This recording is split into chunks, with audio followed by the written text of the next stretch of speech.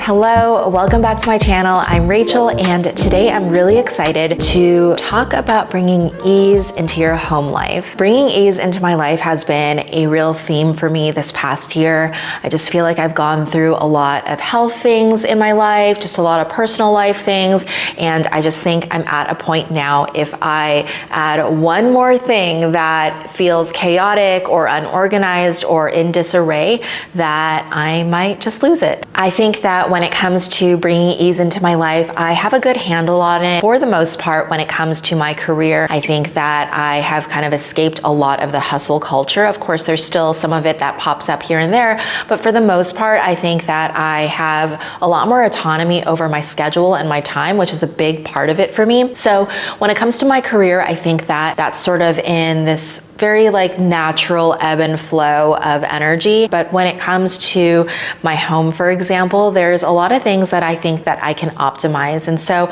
I was looking into ways of how I can really bring more ease and that feeling of calm and steadiness into my everyday life. I work from home for the most part, and so my home environment is incredibly important to me. It needs to feel orderly, it needs to feel clean, it needs to feel peaceful. So I was doing some random Google searches and I came across this method that I feel like it definitely works, and it's something that I want to implement for the long term, and it is the 5S method.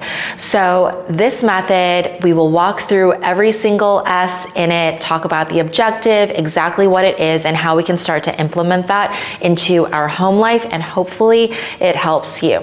So let's get into it. Okay, so the 5S method, when I was reading about it, I did not do a huge deep dive into it, but I got the overall gist, and it originated in Japan, and I believe it originated on the work floor in the automotive industry, actually. And I think I want to say it was the Toyota manufacturing floor. But essentially what this is it helped workers and employees gain some organizational structure to their workspaces as they were building out these cars. And so can you imagine all of these different parts? Of course, they have to be super organized. If we could implement parts of how they actually operate and organize on a manufacturing floor, I'm sure if it's good enough to build a car, it's good enough to help clean and organize my home. So the first S is sort. And the objective of sort is to really go through every aspect of your home and every area of your home and sort everything. And there's 3 different ways of thinking about it. There's the keep pile, there's the donate pile, and then there's also the discard pile. And if you're not sure the outcome of what you want to do for a specific item, just leave it in perhaps even a maybe column and revisit that in a couple of weeks and see how you feel about it. I noticed for me, I needed to do this a lot in my closet and my clothes area of the home, and then also in the bathroom, and getting rid of a lot of products that have been expired. And you might also find that you need to do this in a kitchen pantry. So those are kind of my 3 key areas. Oh, and also my papers. I have a lot of loose papers of, do I want to keep this? Do I want to file it away? Do I want to discard? And can I just actually recycle a lot of this stuff? So those are my 4 areas that I like to think about when it comes to sort, but it might be different for you. And how to actually determine what you keep, donate, or discard is you have to go back to good old Marie Kondo, does this spark joy for me? And if that question does not resonate with you, another question, another reframe of this is, does this item provide value to me? So with sort, it just really essentially creates this more productive workspace that also eliminates a lot of distraction. I think that when there's a lot of clutter around, when you open up a drawer and you can barely open it or close it because there's so much clutter in it, it really just distracts you from your ultimate purpose for why you even opened that drawer to begin with. What were you searching for? And so just really doing that deep dive and sorting through all the aspects of your home, I think can be really beneficial and helpful. So that is the first step to this method. The second S is set in order. So this essentially means ensuring that there is a home for every single item. And I know that that seems like a very tall order and very hard, especially if you don't have a lot of order in your home right now. But I would suggest even just taking the first first 3 to 5 things in your life that you always turn to, and ensuring that you know exactly where you can find each item every single day. So for me, that's obviously, house keys, car keys. Do I have a home for that? My medication and supplements. Do I have a home for that? It's my water bottles or my favorite mug to drink matcha out of, Exhibit A. Just thinking through all of your most frequently used items and ensuring that there's a good place for them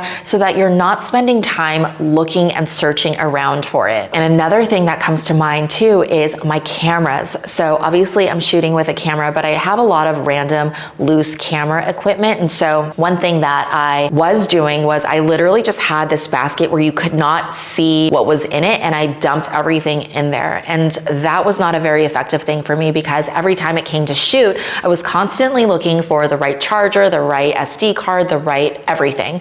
And what I ended up doing is I found this flat tray that I actually purchased years and years ago for papers, and I don't use it for that anymore, and I didn't want to get rid of it because I felt like it could be useful for something. So I put a towel underneath it, and now I just use it for laying out all of my camera equipment. Of course, I could go to Pottery Barn or Container Store or even Amazon to find the perfect tray or the perfect drawer to house all of my electronic equipment, but I just didn't want to bring something else into my home when I already have something that I can use in my home. It's not the most aesthetic, but it definitely works for me, and it's something that I want to lean more into this year in terms of you don't have to have the perfect drawer that matches everything just so. As long as it's good enough and it does the job and it helps me be efficient, it helps me bring some ease into my daily life, then it's good enough for me. This is definitely another area where I'm using the set in order in place is my Tupperware lids.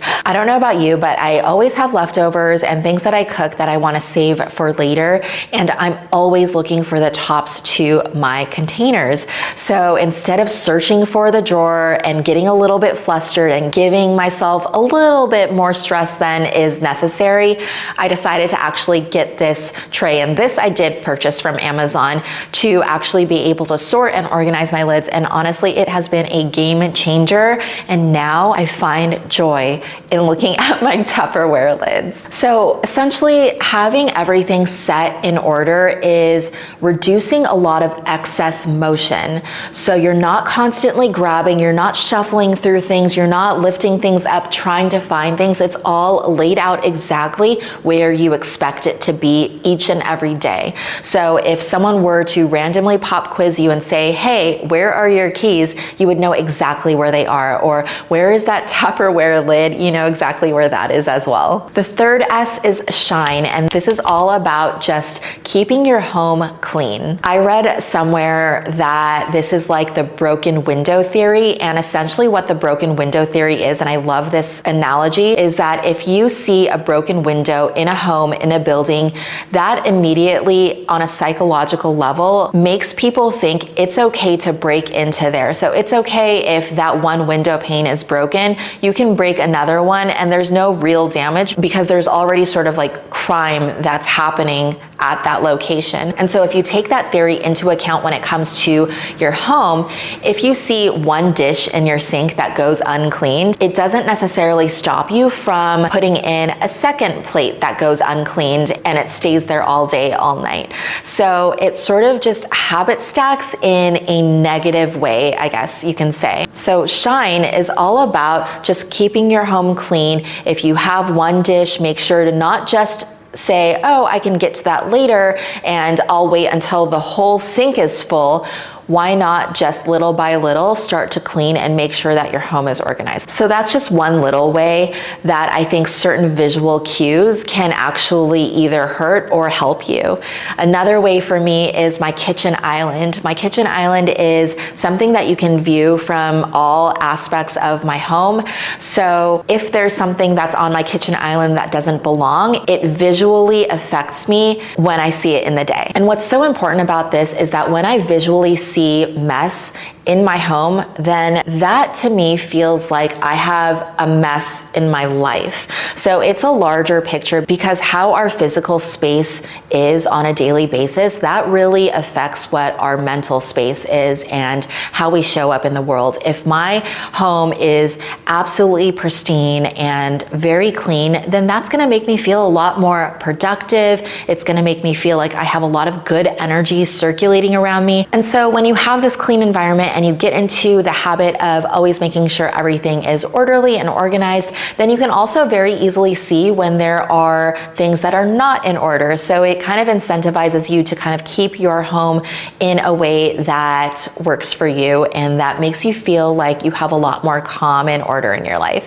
The fourth S is standardize. So this is all about just creating second nature habits so that you don't even have to think about this. I know this whole video is all about like, you need to do this, this, and this, but at some point it's going to become subconscious and second nature for you, much like when you wake up, you brush your teeth, you wash your face, and these are things that are just automatic for you because you've been doing it your whole life. So there's certain things that you can do when it comes to your home life that you can also implement so it becomes very subconscious for you. So creating that structure, whether it's a specific day you do laundry, for me, I always do laundry on the weekend, on Saturdays. So I know that that is my non-negotiable. I'll run the laundry, do some other things around the house, but that's something that I get going every week. Or maybe it's changing an air filter. When do you do that? Making sure that that is notated in your calendar so that it's accounted for. If you don't actually put it in your calendar, make it an appointment, make it a schedule for yourself, then these are things that will just go unnoticed until the very last minute. So you really want to make sure to try to standardize so that these are not just one-off things that you're doing, but it's something that you have a process for as well. So you can obviously create